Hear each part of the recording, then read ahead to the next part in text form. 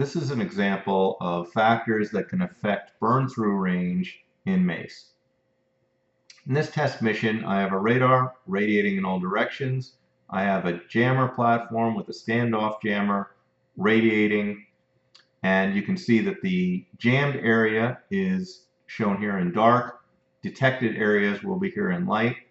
This platform is just on the inside of the burn-through range, and the calculated burn-through range is just over 8.2 kilometers. One factor that can affect burn-through range is weather. So if I add a rainstorm, for example, you can now see that the target is jammed, reducing the burn-through range.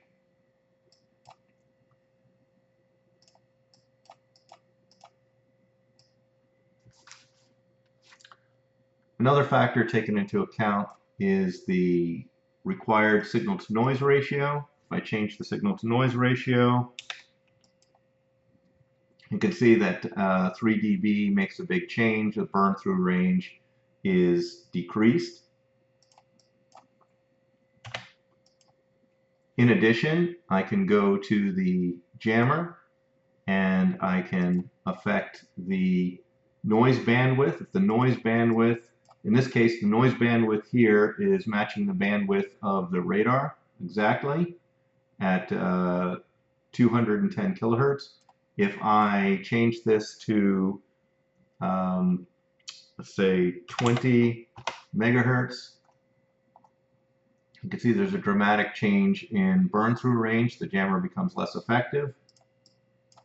So if I just change it back, 210 kilohertz, the jammer is again at the correct range. Another factor is minimum jammer to signal ratio.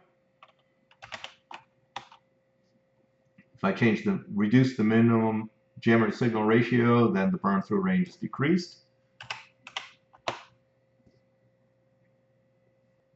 And another factor is polarization.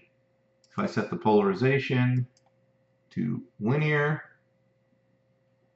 then we have a complete mismatch of polarization here.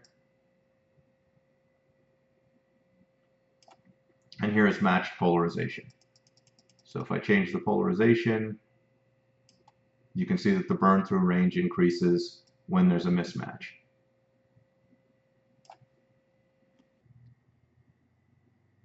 This view is showing burn-through and jammed area for multiple platforms.